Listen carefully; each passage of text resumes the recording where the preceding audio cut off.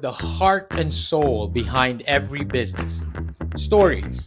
Welcome to Business Story of the Week, hosted by me, Joshua Laurie. From setbacks to comebacks, from tragedies to triumphs, we inspire entrepreneurs through conversations that matter. Witness the magic that turns dreams into reality. Whether it's your career, business, or life, your success is always one story away. This is Business Story of the Week. All right, so welcome to a super special episode of Business Story of the Week. Today on the show, we've got Dr. Joy Kong. Dr. Kong is a renowned physician and a trailblazer in the field of stem cell therapy. I know a lot of people have a lot of questions. So for this live broadcast, if you have questions, put them in the comments below. Make sure to like and subscribe if you like the content that we're putting out here. Please ask your questions only in the comments, and we will make sure to get your response promptly. We'll try to get to everybody.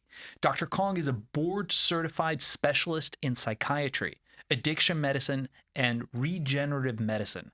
3 board certifications, and she's a leading voice in anti-aging therapies. Beyond her groundbreaking medical work, she's also author of an inspiring memoir called Tiger of Beijing, which chronicles her journey from China to the United States and becoming a leader in the transformative world of stem cell research. Dr. Kong, welcome to the show. Thank you so much, Shakin. It is such a pleasure to be here. Yeah, great to have you on. And to my right is going to be my co-host on the show today, Nathaniel Getzels, who is an amazing business person in the world of real estate and business, involved in a lot of different things, but also very interested in exosomes and stem cells. So we got you on here. I know you're a huge fan of Dr. Kong, so we got you on. Yeah, I'm a huge fan. I'm really excited to be here. I'm gonna geek out a little bit with you today. I'm really looking forward to it. I was super excited to get the opportunity to meet you in person. Thank you. So today I wanted to ask you about your book. We're going to start out a little bit with your story here. So Tiger of Beijing, you describe some pretty profound challenges that you faced growing up. Can you tell us a little bit about how those experiences shaped your resolve to pursue regenerative medicine and what that means even? Yeah, well, there's so many things. First of all, I think I grew up in an environment that respects the complexity of the body. I think anybody who's grown up in a very traditional environment, whether or not you're Indian family or maybe from the Middle East or or Chinese, Eastern Asia, that there's this traditional form of medicine that respect the holistic system approach of the body. And then there's the Chinese approach. So one thing that stood out when I was growing up was my experience with my mom's illness. When she was 43 and I was only 13, my brother was only 6, she was diagnosed with multiple myeloma. And everybody thought she would be dead within a couple years. And she was in a hospital, the best tumor hospital in Beijing, so all of China. She was there for 6 months, got 6 rounds of chemotherapy, lost all her hair with blackened veins. She's fainted multiple times. And most of the people who were on the same ward, she said they walked in and they left on a stretcher, dead. So after 6 months, she said, enough, I'm done. Get me out of here. So all she did was going to a Chinese medicine doctor who specialized in immune system and got a concoction of all these herbs and probably animal parts and all these things that my dad was brewing every morning and every night. That's all she did besides doing aerobics. So she was sitting at home, these 2 things. Within 6 months, she was in complete remission and went back to work and lived another 32 years. So this is from somebody I thought for sure I was losing my mom within a couple years to my mom, living a beautiful life. And so much so that it's so shocking that her cancer doctor from that hospital came to our home asking my mom, what did you take? Please give us the formula so we can use that on our cancer ward. So that's one thing that definitely helped shape how I view different forms of medicine. Wow. And I really appreciate that about you. It's funny, you know, I talk to my wife, she's here in the studio today, and I tell her all the time, like, never hire a fat personal trainer, never hire a broke financial advisor, Uh-huh. right? And similarly, I want my doctors to be healthy. And we're looking at you, and I'm like, man, this woman is healthy. Like, we look at you, your skin's good, you look healthy, you look fit. But most doctors are not that. Why is Because that? they did not have the tools. I went to UCLA. I was telling you, I lived in Culver City. Um, we probably had about half an hour of education on nutrition.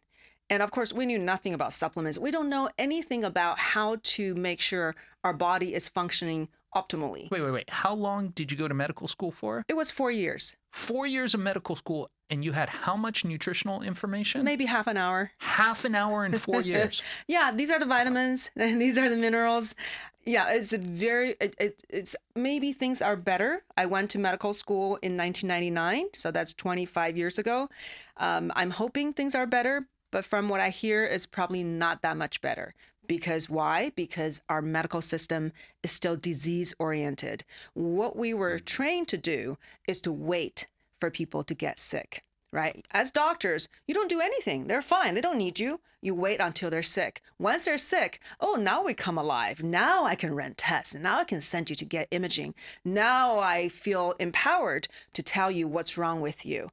And the whole purpose of diagnosis is to find a particular disease to put you in, right? Once I connect your suffering with a particular condition, that condition is linked to all these medications. So every medications, when they were applying for approval from the FDA, they were applying for a particular condition. So it's all condition oriented. That's why we need to put you in a category. Once we give you a condition, the name of the condition, now we can match, it's like a matching process that we can match your medication, a drug to you.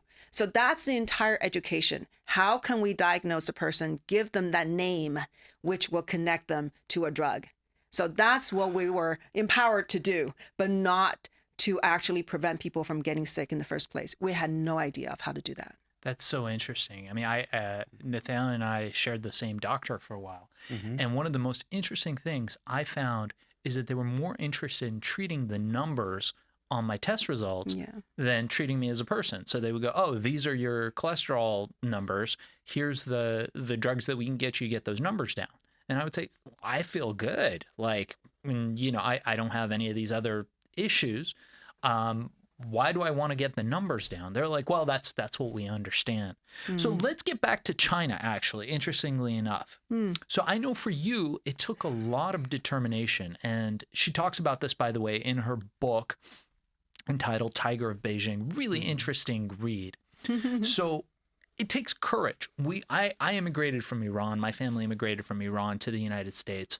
I'm sure it wasn't easy leaving China. And I know that took a lot of determination on your end. Talk to us a little bit about how you made that decision and what led you to move from China to the United States and how that same determination helps shape your practice today. Yes. So there's definitely a bit of bullheadedness that's involved, because when I was deciding to actually go for it, to go through the process, which means doing the exam, a TOEFL exam, and then applying for colleges, I was still the first year in college and I was studying architecture. And at the time, as a student trying to come to the United States to study for undergraduate study, if you don't have scholarships, then you probably, you won't be able to be accepted. The American embassy won't let you go. And most Chinese have no money. So my friends were basically, they said, Joy, what are you doing? Why are you even considering this? Because it's next to impossible. To them, it's just about impossible. So it would be silly to want to do that. And I knew it was not 100% impossible. There was definitely people have done. There are people who have done it. And I also heard, when there's a will, there's a way. And when you decide on something, when you put your attention onto something, the universe will conspire to help you. Yeah. So and it's almost like a sense of destiny that I needed to be there. So it's the same thing of how I feel about regenerative medicine, that this is the right thing to do. So one is the right thing to do. Coming to America is the right thing to do for me as this particular human being coming onto Earth, having an experience.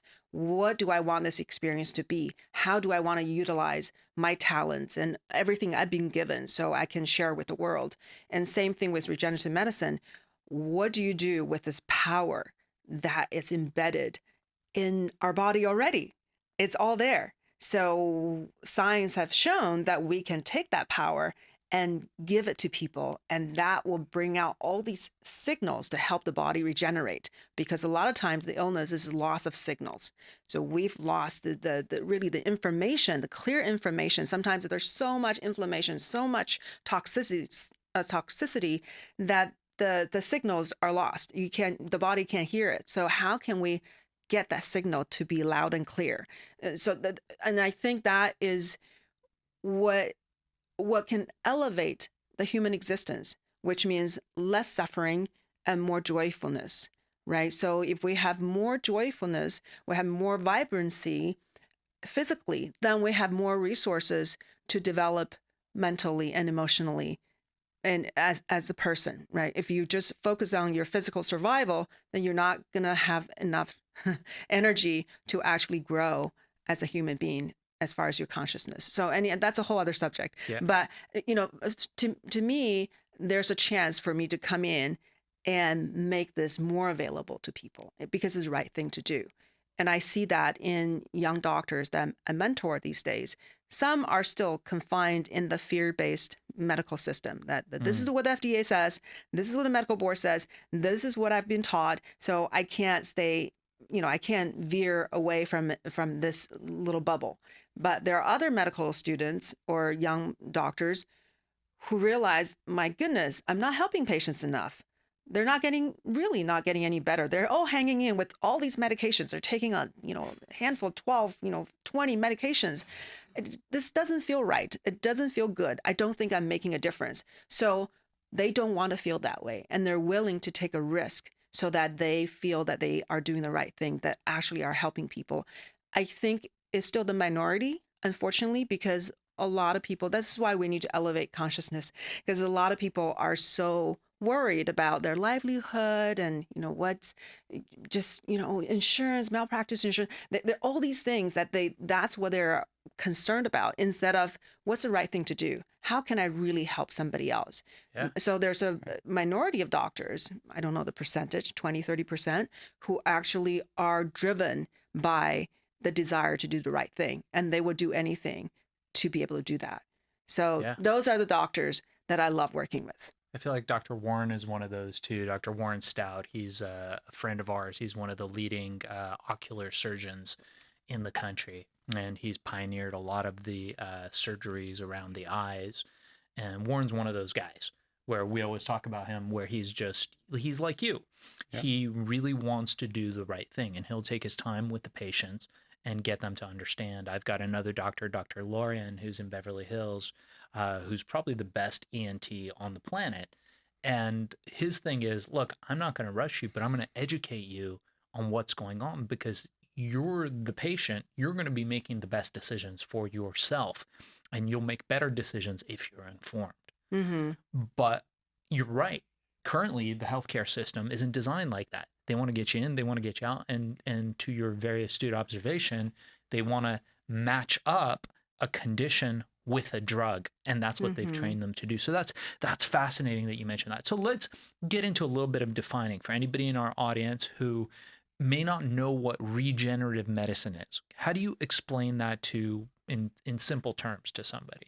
So I think of it almost like, are you looking at the body as a battleground that you are fighting against? So using a drug approach is more like, oh, there's something wrong with you, so I'm going to use this to interrupt this process, to change things and to kill or to redirect.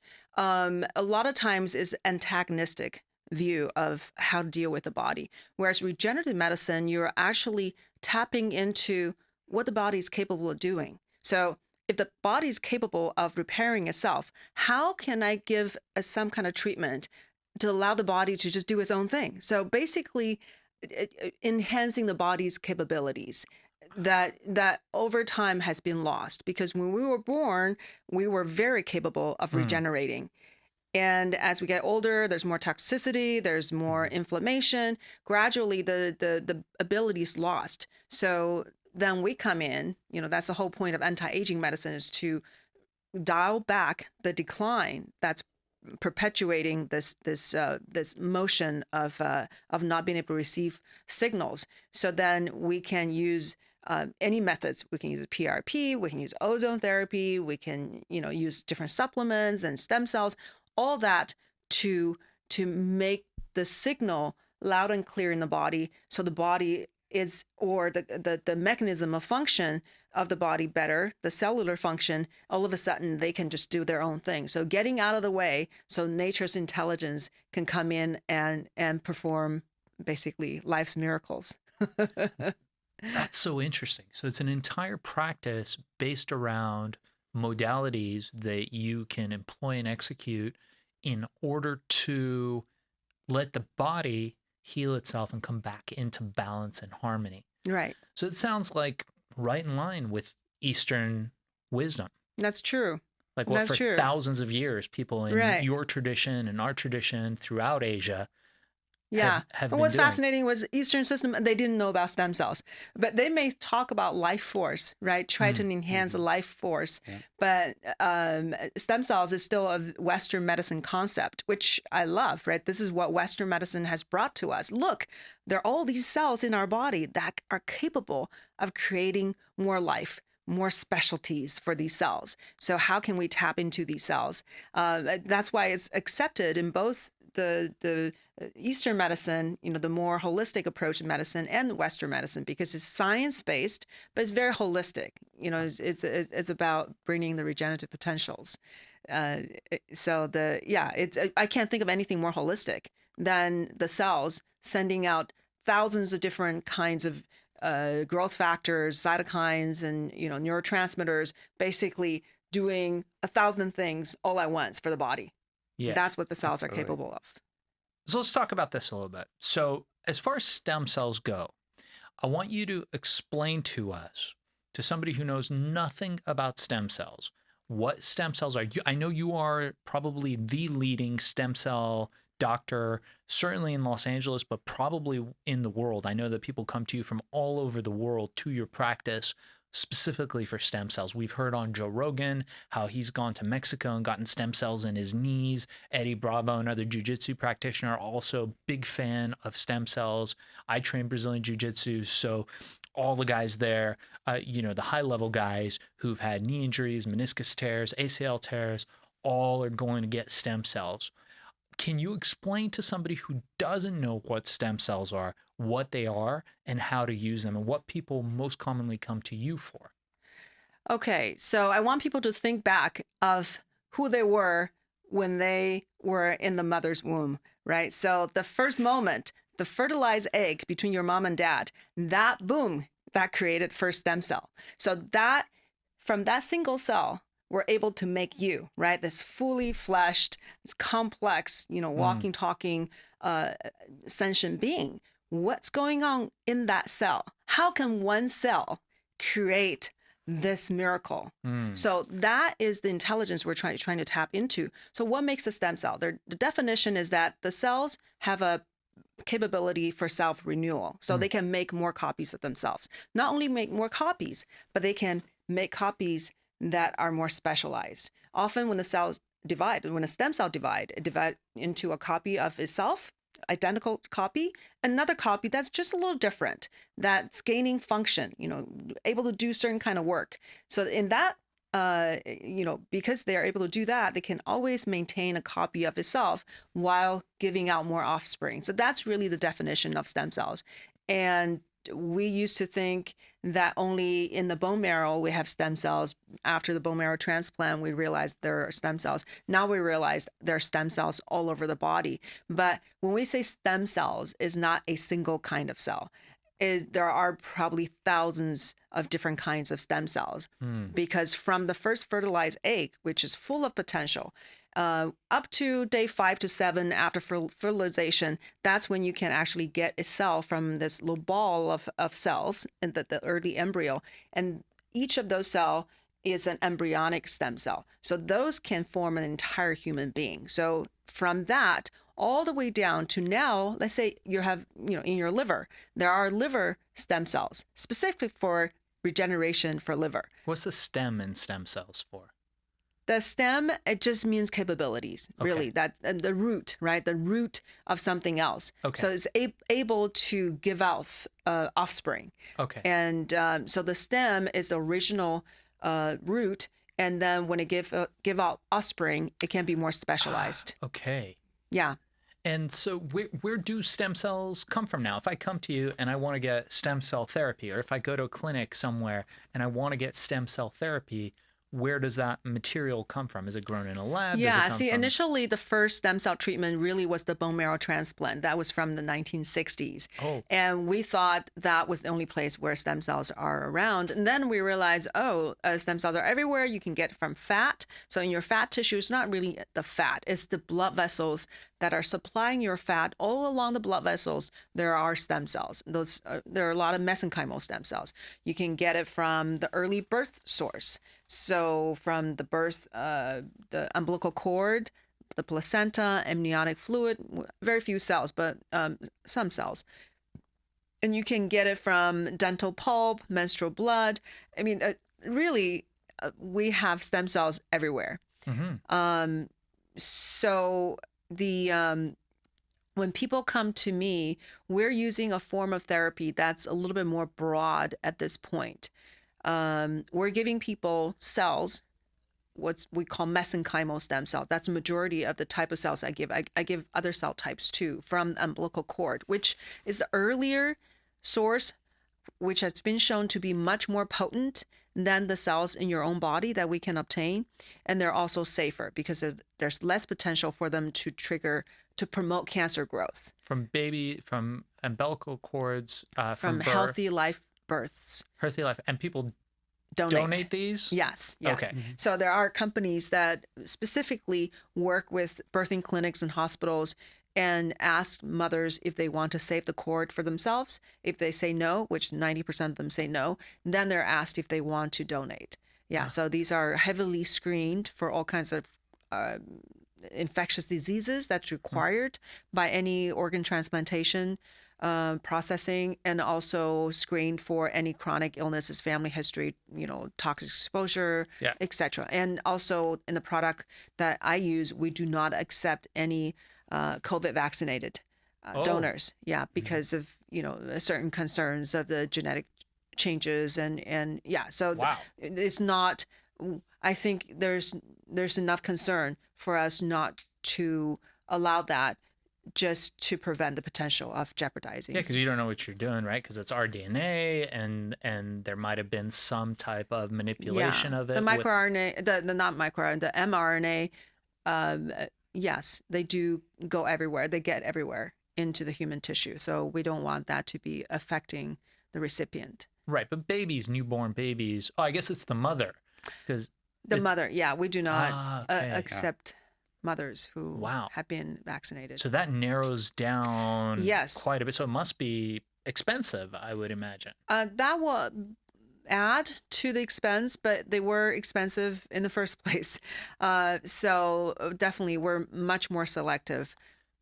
So if you got your own kid's umbilical cord when your kid was born, can you use that to get stem cells for yourself? Yes, you can. Your kid is is 50% identical to you as far as genetic material, right? It's not identical to you. Ideally, you're saving that for your own kid, not for yourself. So we're using cells that have been donated, right? Mm-hmm. Tissue that have been donated from a stranger.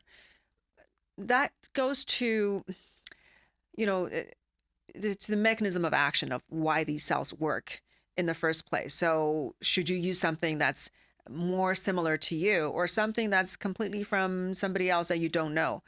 Because we know the way cells work is by providing clear signals to your body for regeneration and repair, and majority of the cells actually die after they've worked in your body, after they've been activated and they've done their work. Nothing lives forever. They don't either. So because that's how they work, you don't really have to have something that's identical to you or as close as possible, because they don't stay in your body. They tell your body how to repair.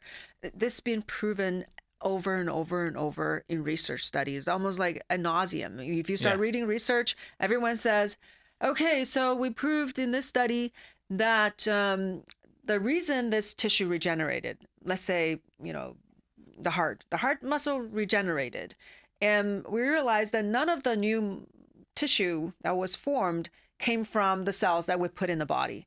It all came from the person's own cells, because your own cells were so stuck before the stem cell treatment. It couldn't provide these copies and to make more tissue for you. All of a sudden, you give stem cells, you bring immune system on board, and you're sending the clear signals to break down scar tissue and tell the local stem cells, hey, wake up. It's your time to shine. It's your time to actually really help the tissue repair. And that's how it works. So you don't have to have identical cells. Is that what they're talking about when people talk about zombie cells, and that the stem cells can regenerate zombie cells? Is that the same thing, or is that something a little different? That's a little different. Okay. Yeah, the zombie cells are senescent or not working well. They can actually be detrimental. So you want your immune system to be able to get rid of it. Once you can get rid of the zombie cells, now all of a sudden you're freeing up space. Now you can have a new healthy cell to take its place. And that's how you can, help the body to rejuvenate to a younger state. So stem cells, I know, are very controversial, particularly in this country. And oftentimes when I see it, it's met with skepticism from several people. I personally know people in mixed martial arts who it's been a game changer for them in all areas of medicine. And it's funny, one of my doctor friends tells me, look, stuff doesn't have to be right for you for, it doesn't matter if they did a clinical trial on 5,000 people. You needed to work on a clinical trial on one person, and that's you. So why are stem cells met with so much skepticism? Why are people so skeptical about them? And how would you respond to the critics? I think there's a few layers to this. One is that there's some kind of misconception, I think, coming from, especially in this country, with the, concern about abortion, the ethical issues about the baby, that someone thinks that life is harmed by harnessing stem cells. When you use embryonic stem cells, that does entail the destruction of an embryo. So in this culture, not in every country, that people think that a fertilized egg is life. It's a human life form that is equivalent to killing, or they think that's there's religious it's an organism, restrictions. right? They think that it's organ. So so George W. Bush banned federal funding for embryonic stem cell research. It's not like he banned embryonic stem cell research. He just said, you're no longer going to get federal funding, but there are still embryos that were destroyed, and those cell lines can still be used. But all of a sudden, people equate that with the banning of stem cells. But it was just banning of federal funding for embryonic stem cell research. And there are still all these other types of stem cells. So we're using adult stem cells. Even the umbilical cord stem cells is actually, in the embryological terms, is considered an adult stem cell, even though is from a birth tissue. So when a baby, you look at the formation of a baby, anything before birth is prenatal, but after birth, at that point, is mature. The organism is mature. So all the cells obtained, they think of it as an adult stem cell. So these don't have ethical considerations, right? No baby's harmed. When baby's born, we only accept healthy life births. And the baby's vibrant, the cord is cut, usually all the tissue just tossed in the trash. Right. So now we can actually ask the mother's permission to extract cells from these tissue, or we use somebody's own, right? If you have your own, you want your bone to be drilled into, you Yeah. want to take your own cells out and then put it back into your body, that's considered part of medical practice. Oh, It's a procedure. yeah. So the controversy, I think, came from that. That's one thing. Yeah. The other part of the controversy, I think, came from certain people who are not very scrupulous, lacking of integrity from people who are in the field. There's a lot of scammers out there. Yes, in Okay. everything, right? In everything. So stem cells, because it's such a fascinating and popular area, a lot of people realize that, oh, I can make a lot of money from this. A lot of people who have a really business orientation, not so much healing orientation, this is a good business for them.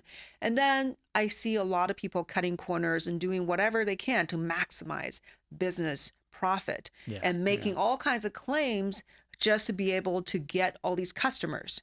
So they're not treating patients, they're treating customers.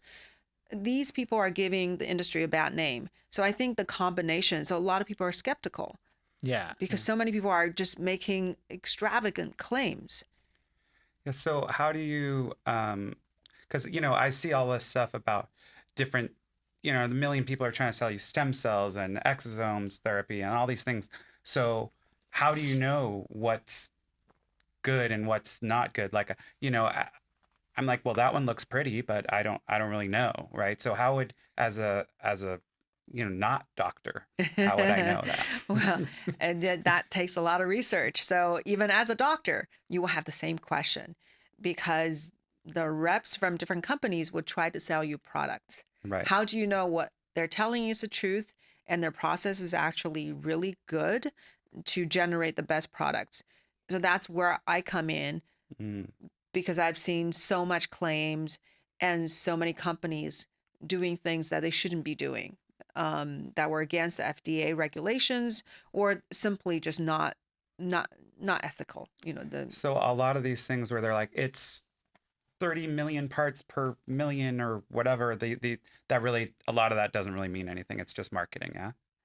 Or, it gets very complicated because some companies are still afraid to talk about live cell count because the FDA, in its brilliant mind, somehow thinks that if you talk about cells being alive, that means you're really talking about a drug. Okay, this is their logic. If you're talking about the cells being alive, that means you think how the benefit came about is because of the metabolic activity of the cells. So if you're talking about metabolic activity of the cells, now that makes the cell a drug. So just go figure with the logic, right? One day this is all going to change. I think there's going to be more intelligence and science behind certain regulations. Yeah. But at this point, that scared a lot of people, including companies.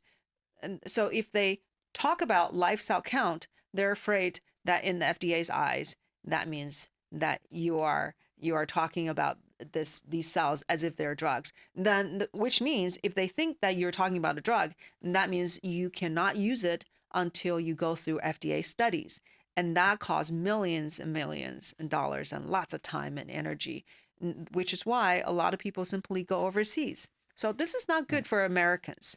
This is not good for the advancement of the field, of the science, when there are certain things you can't do. Granted, when you do cell expansions like what they do overseas, there are other concerns. When you start to do that, you are changing the characteristics of the cells. So the FDA does want you to do clinical studies to make sure that these cells have not degraded or caused problems. But a lot of these companies who are doing it overseas, almost all the companies who are doing stem cells overseas, they are using expanded cells. So they are growing them in culture. And that's one concern. So the bottom line is it takes investigation, which is why I thought, okay, I'm going to help people navigate. I want to make sure whoever the lab that I'm working with, I go there to visit. I talk with the scientists. I witness all their processes.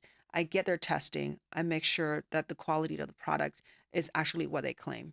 Got it. Now, you mentioned Exosomes. What are exosomes? Exosomes are these little packets the cells send out into the environment to exert its benefits. So to communicate. So it's like a vesicle.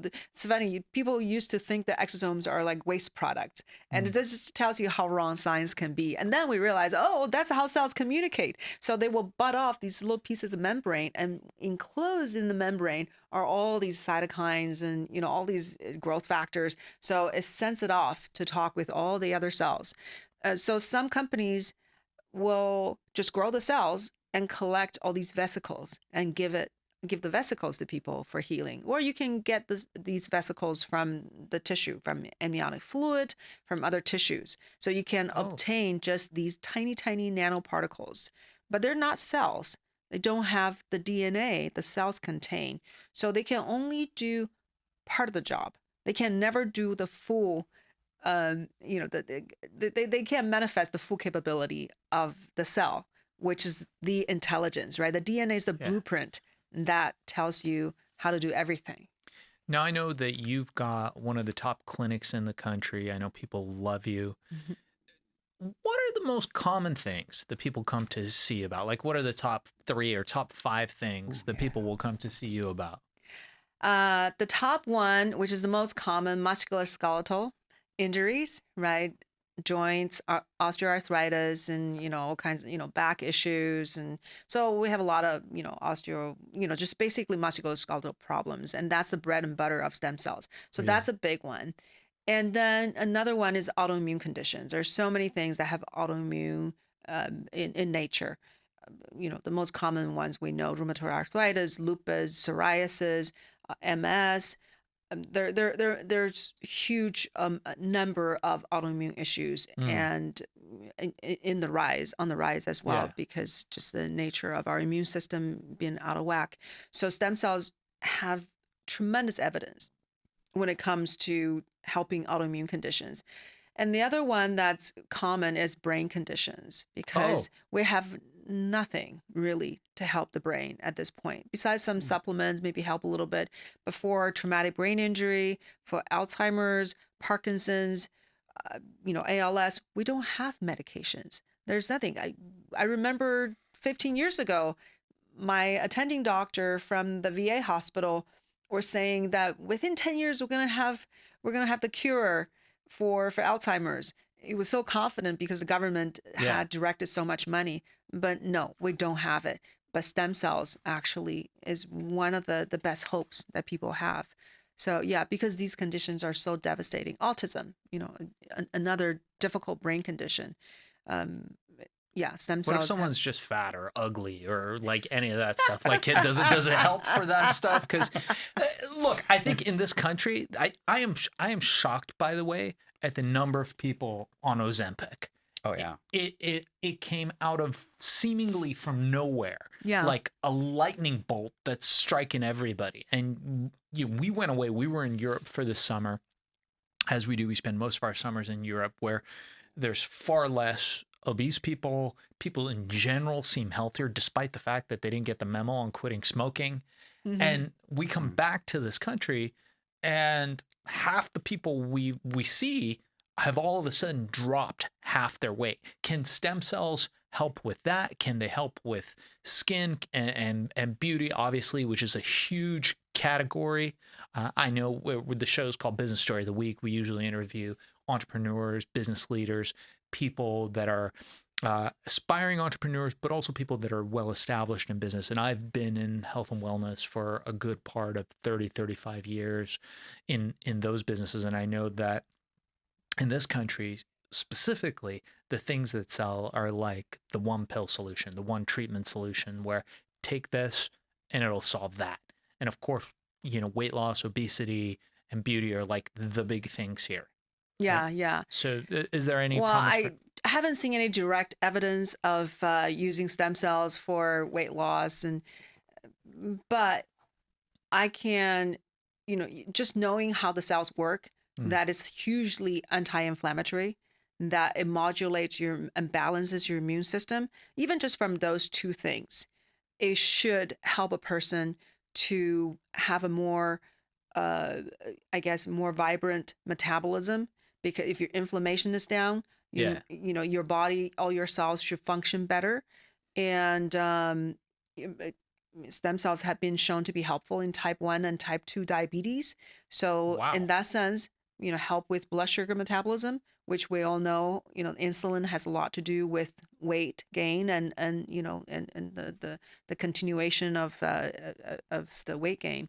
So just looking at those two things, I think will help your system to function better. So if you are eating the right diet instead of eating junk, then your body will respond much better.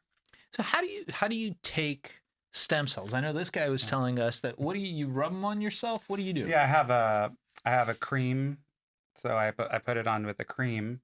But I've been told you could do it with all different ways, like a injection and breathing it, and I don't know, like Yeah. all kinds of things. Just remember, cells are large. The cells are probably, between 15 to 50 microns in size. They're very large. So if you just put something on the surface of your skin, it's just going to sit on the surface of your skin and die.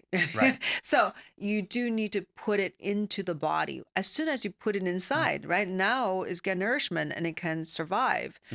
So if you want cells, you have to somehow puncture the skin. You can do subcutaneous injection for skin rejuvenation. You can inject, really anywhere. Which is the best. Which is okay. I don't think anything can rival the incredible benefits of intravenous stem cells. Intravenous, meaning Yes. I come to your lab, you hook me up to an IV, Yes. and I got placental stem cells going into my body. Tell us about that process. This is fascinating. Yeah, so we do a very comprehensive approach to maximize the benefit of the cells, because cells don't function in a vacuum. You need a lot of the right nutrients, and you need the blood vessels to allow the cells to travel, right? The dilation of the vessels. So there are many factors. So we address all those factors in the treatment. But when somebody comes in, first of all, they get a very comprehensive evaluation to really look at, do we want to approach just the IV route? Do we need local injections? And then we talk about what can go into it, because we add certain supplements that can give your body the kind of the elements to regenerate, right? You need amino acids to build new tissue, and you need blood vessels to have dilations, and so the cells can actually get to places where it needs to go. And you need vitamins and minerals, so the cells can communicate, right? Can actually work with each other. So all these things are given to a patient to optimize the treatment result. And then when the person comes in, we do an ozone therapy first. So that's using ozone is O3, right? So three oxygen molecules become 2 ozone molecules. Sure. And when we mix that with the blood and then give it back to patient, there are a lot of these ozonides, which are highly immune modulating, these tiny, all these diverse group of molecules that can help the immune system to function better. So with profound benefits, ozone is not something that just happens, in the environment. Our antibodies can produce ozone molecules. So this is something that happens naturally in the human body. So now we're adding that element in. All of a sudden, we can super oxygenate the body. Into the blood. You're ozonating the blood? Yes. Okay. Yeah. I've heard of that. Yeah. And you can elevate the immune function. You can activate your own antioxidant system. Your red blood cells are more flexible, etc. So profound benefits. So we do that first, and then we give the stem cells. And then we give certain vitamins. And in the meantime, we use laser technology to help enhance your body's mitochondria function. And also we can direct the cells to a certain degree. Let's say you want something for your heart.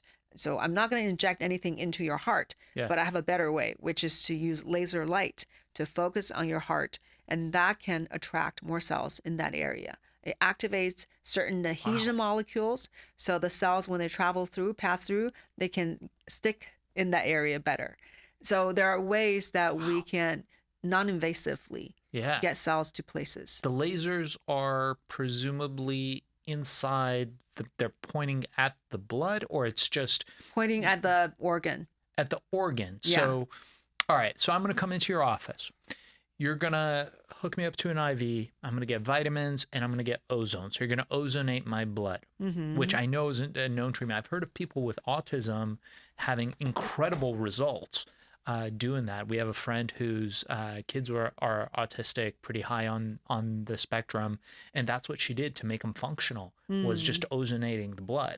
So I don't know much about it, but it sounds reasonable. So we come in, you do that, and then you start introducing the stem cells, but within the equipment that you're using, I would imagine a lot of this is proprietary to you and what you do, but within that equipment, there are lasers that you can direct to certain organs in the body. Yes. To make it more... To attract more cells. You need cells to be there to do more work. But what's important for the IV approach is that a lot of the cells, when they travel throughout your body, they're going to get in contact with your spleen and all your lymphoid organs, throughout your body. Yeah. And those will produce profound effects because your immune system is so crucial in preventing you from getting sick, preventing you from getting old. I mean, the immune senescence is a real thing. So if your immune system is not up to par,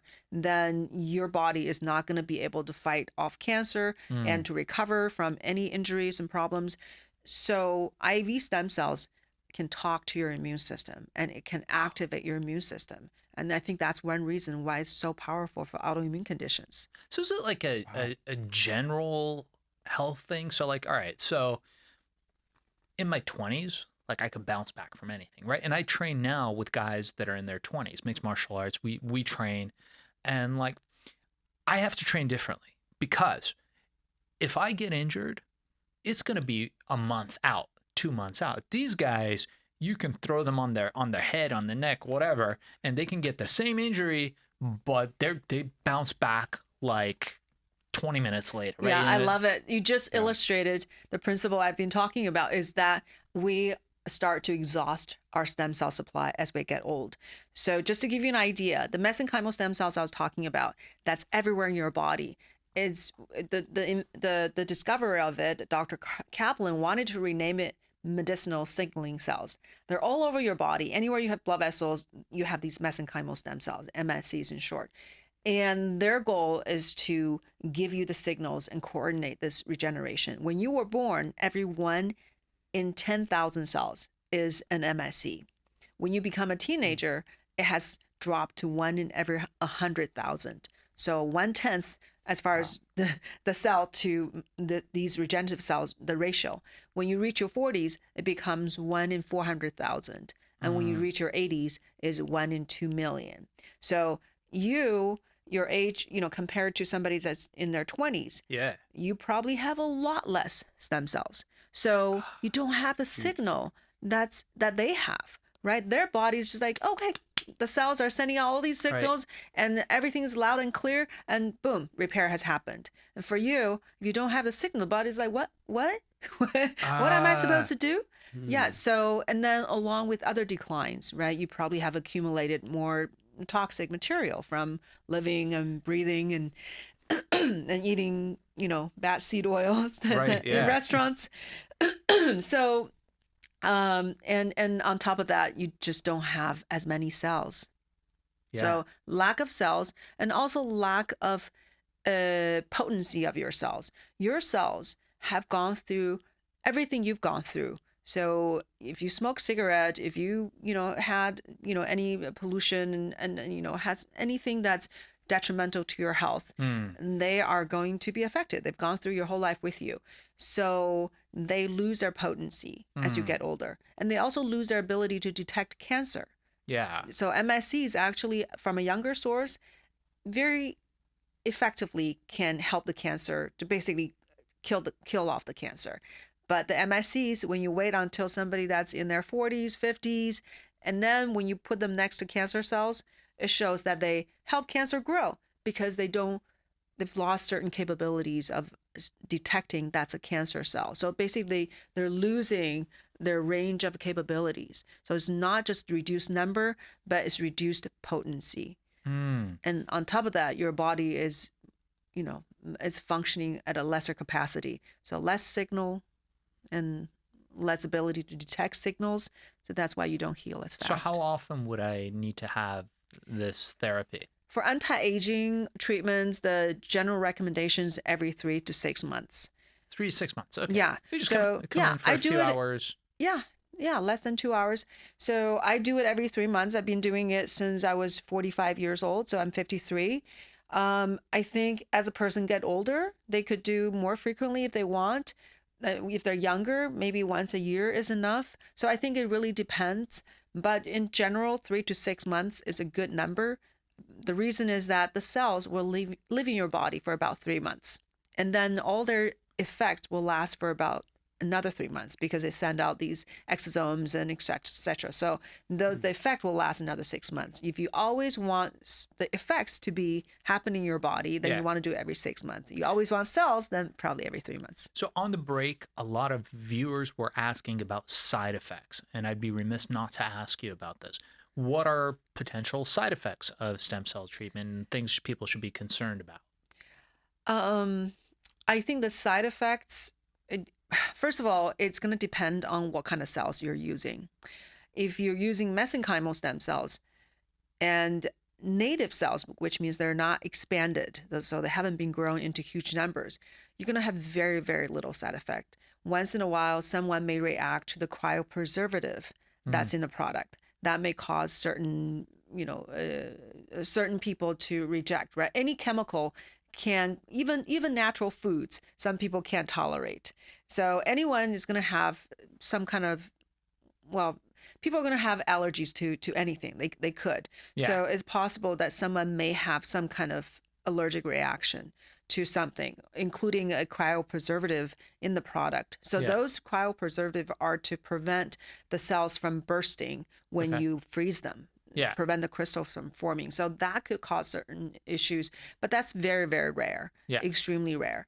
And when you have mesenchymal stem cells, those cells have a tendency to calm the immune system. But when you start to expand them and grow them, then they can get stressed and they can secrete inflammatory factors and they can actually make genetic alterations and start to express surface markers that's consistent with the donor, which can cause rejection reaction from the recipient. This is one of the major side effects I've seen from stem cells overseas when people use these expanded cells, that Tony Robbins talk about the cytokine storm as if that's something that you should expect when you get stem cells. That's really a side effect that you shouldn't have if you're using the right source. So the source of the cells is important. The ones that you use, that's not a thing. No, we don't expand. And I've never seen cytokine storm. I've treated a lot of people. And MSCs calms the immune system. So if you're giving a product that doesn't have a lot of MSCs, and let's say you're using umbilical cord blood, then there's a potential for the body to sense something different and for the immune system to be activated and reject those cells. But if you have MSCs, mesenchymal stem cells, they tend to calm the system, so there's less of that type of rejection. But even that said, so let's say you use pure umbilical cord blood products, there's potential for like chest tightness, some kind of a slight allergic reaction or slight rejection type of reaction. So chest tightness, sniffling, sneezing, low-grade fever, malaise, and they're usually lasting no more than a few days. Although I've heard people using expanded cells getting extreme fatigue for 2 months. So that has been Expanded cells are the ones they use overseas, not the ones that you're. I want to just make it very clear to everyone who's listening. Okay. Yeah. So it sounds like fairly mild side effects, if any. Actually, I've had patients who are really, very, I guess, scaredy cats, right? They're afraid of anything. What about this? What about? That would be me. So they would go online and search and scour the earth. And I remember this one patient came back to me saying, "Well, I just can't find anything. It seems very, very safe," because it is very safe. But there are a few possible concerns like the rejection but the side effects I would say happens extremely rarely. If you put everything together, well, the cord blood will have more incidence. Maybe 20% of people will have some kind of reaction. But if you use a lot of MSCs, if somebody reacts to cryopreservative, that's possible. But no more than 1 or 2% of the people may have some kind of issue. You're my kind of doctor. I like you because I get the feeling that you're more honest Oh. than you should be. Oh. I feel like you're just on. Most doctors are like, yeah, you're fine. And I feel like you will tell the patient exactly what the thing is, regardless of, any of the other issues, which is awesome. You have to be honest. I mean, that's just, that's the way to live. So tell us, as we're approaching the end of this, I know if you've got a couple questions, you can throw them up too. Tell us about Omni. Chara Omni. Yeah. Okay. So that's a skin cream. That's a stem cell skin cream. Okay. That I created out of just desperation that I can't find a good product for myself, because I know the detrimental effects. Thank you. Detrimental effects of all these ingredients that these companies put in cosmetics, and they can be huge hormone disruptors and have a lot of unforeseen side effects. And I just wanted something natural, and I just had a hard time finding it. And these have actual stem cells in them.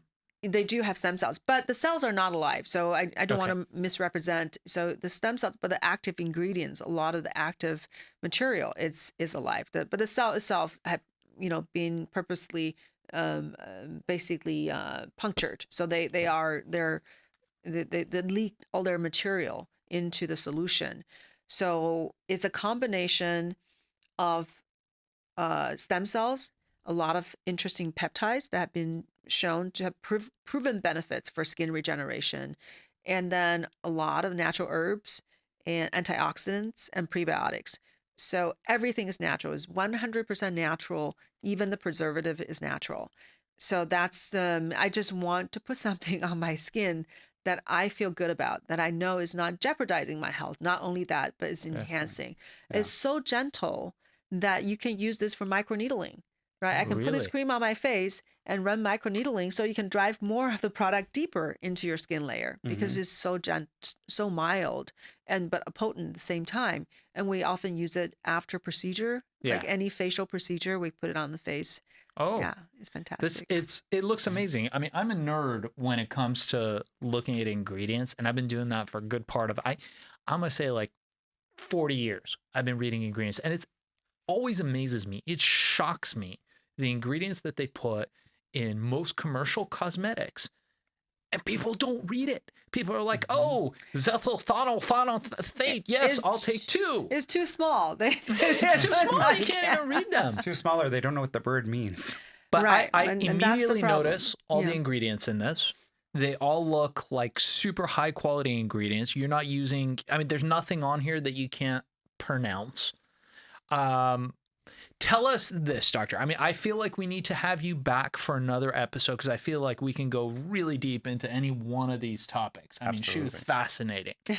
I know from this show, a lot of people are going to seek you out. So I want you to be ready for people wanting to come to your clinic.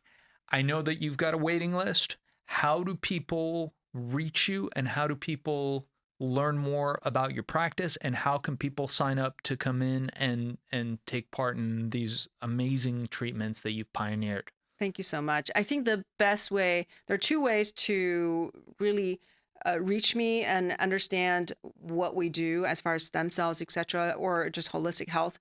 One is my website, just joykongmd.com. So Kong is Kong, right? Joy Kong MD, and that has everything I do under there, including the academy I founded where I train doctors, and the stem cell cream, and my book. So everything is on there. And then the other great resource is the YouTube channel. So it's just Joy Kong MD. So you can just put my name there and look up whatever topic you want to look up. I've talked about different aspects about stem cell therapy, including what about other people's DNA in my body? Should I be concerned? And what are the stages of healing of stem cell therapy? How many sessions do I need? How often do I need? What's the cost? And what's your approach in treatment, and what about expanded cells? So different subjects, I go into much greater depth. So that's a really great resource. Okay, amazing. And are there appointments available at your clinic if people want to come? Like, how far in advance do they need to call you?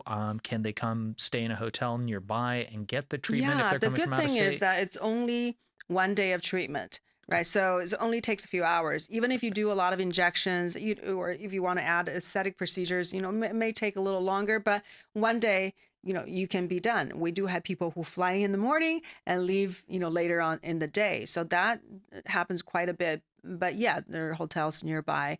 So we book out, it's hard to say, but we do a consultation first. We really spend the time. So it's going to be a doctor talking to somebody, really get an understanding of what kind of conditions they have, and if it's the right fit. Because we go into, we're not going to just blanket saying, oh yeah, stem cells is amazing, which is not the right way of practicing medicine. You need to explain to people why. What's your issue, Right. and how does stem cell work? Why would stem cells help you? Yeah. It may not help everything. So it's not, because a lot of things, it's not the right fit, such as genetic diseases. But even genetic diseases, we can't fix the genes, but if there's downstream tissue damage or immune dysregulation or scar formation, stem cells can be helpful. So we're going to dissect that with you to see what we need to do, and then what's the route of administration. Do we need to inject locally, or so the consultation is very important. But yeah, by the time people come in, we already know exactly what to do. We were all prepped, and so it goes pretty fast. Yeah, we probably from time of consultation to the appointment time, probably about a month or two as far as waiting. All right. Yeah, Yeah. that's Not bad. that's reasonable compared to what it takes to see any doctor in LA. Absolutely. That's pretty good. All right. Well, Dr. Kong, I'm not going to take up any more of your time. I know you have to get to your patients. Thank you so much for taking the time to be in studio with us today. We're going to love to have you back, and make sure to check out her book, The Tiger of Beijing, and we'll include everything in the show notes. Thank you so much, Doctor. Thank you, Shaheen. And thank you as well. It's been really an enjoyable conversation. All right, so here's the thing. We try to get a little bit better every day, but we can't do it without you. So if you like the video, make sure to like and subscribe below. And if you have any comments, just leave them in the space under.